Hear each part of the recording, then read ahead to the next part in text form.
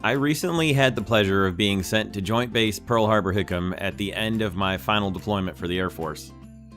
I was able to photograph and video a lot of my time there, and I'll have about 14 videos to upload for a series on my time in Oahu. Here are a few maps of Oahu, where you can see some of the places we went.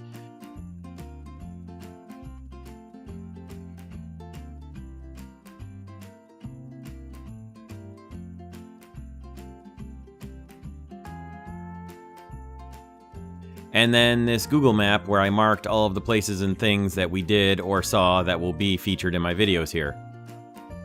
We arrived on 25 September 2017, and here's me cheesing it up, excited and still in disbelief to actually be in Hawaii. Most of my deploying life has been to the Middle East, and it's a bit less exciting to go there. We stayed at the Hawai'i lodging on Pearl Harbor, and my room was on the 3rd floor above the entryway on the right side, right here.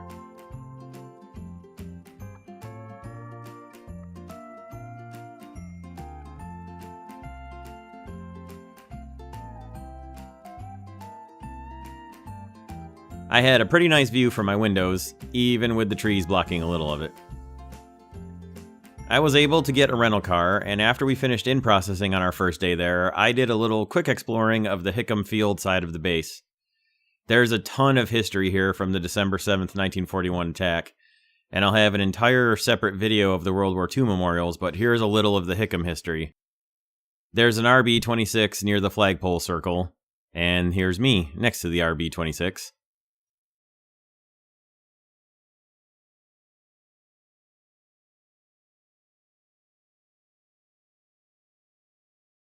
Flagpole Circle is a bit of history too, and I'll read the plaque inscription here. Flagpole Circle, the heart of Hickam Field. A person standing at this spot on Sunday, December 7, 1941, shortly before 0800, would have been an eyewitness to carnage as aircraft of the Imperial Japanese Navy converged from several directions to attack the flight line, hangars, and the adjacent Big Barracks, now headquarters Pacific Air Forces, PACAF. Lieutenant Philip C. Sprawls recalled, "The barracks was a kitten attacked by so many vicious dogs. Several individual bombs got some 10 to 15 men each.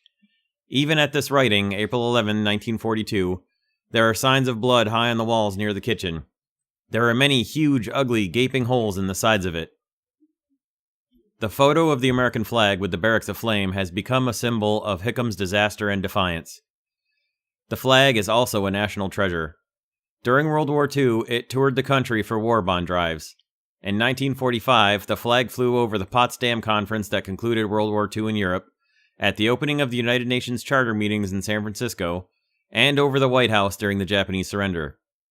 The flag remained with the Far East Air Forces in Tokyo until moved to Colorado upon the opening of the Air Force Academy in 1958. Since 1995, the flag has been preserved in a place of honor in the PACAF Courtyard of Heroes. The surviving original flagpole is the focal point of the original Hickam base plan.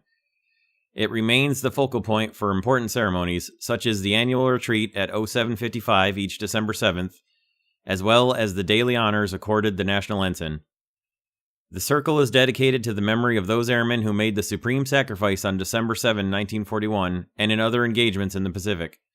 They are honored by plaques at the base of the flagpole. And on the right side it says, Hickam flagpole with the big barracks and flight line aflame. The Japanese were trying to bomb and strafe the flag from the flagpole. The last time I saw it that day, it was battered and torn, but still waving majestically in the breeze. I.W. Southern. And the lower picture says, Infamy's Aftermath. And then there's a little infographic above the flagpole that says, Flagpole Basics, height 75 feet, cost $1,209, installed October 18th, 1938. This is looking across from Headquarters 15th Wing at Flagpole Circle. Here is the plaque mentioned on the Flagpole Circle inscription that talks about the lives lost and the men who made the supreme sacrifice on December 7th, 1941. And just behind that is a little model of a P-40 Warhawk, which would have been the main type here at Hickam Field on December 7th of 1941. And in the middle of Flagpole Circle are the old Hap Arnold wings, the symbol of the Army Air Corps that us Air Force veterans know, love, and treasure. This is looking out beyond Flagpole Circle towards the main airfield, which would have been the site of all the attacks, referencing the hangars and big barracks. This is looking back at 15th Wing Headquarters and the RB-26 from Flagpole Circle. And there is 15th Wing Headquarters now. This is just a picture of some of the beautiful scenery that you can see all over the place in Hawaii, including at Hickam Air Force Base. And then I drove back over to Pearl Harbor. And as you can see, when you come in from off base, you can take a left to go to Hickam Field or take a right to go to Pearl Harbor, and they're essentially co-located, which is why they're now a joint base. We finished off our first day at the base beach, and I marked the end of our first day with a fancy drink.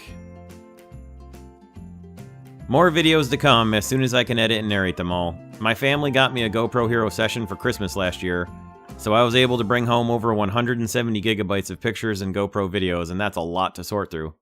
Thank you all for watching, and I look forward to bringing you the rest of the videos as soon as I can.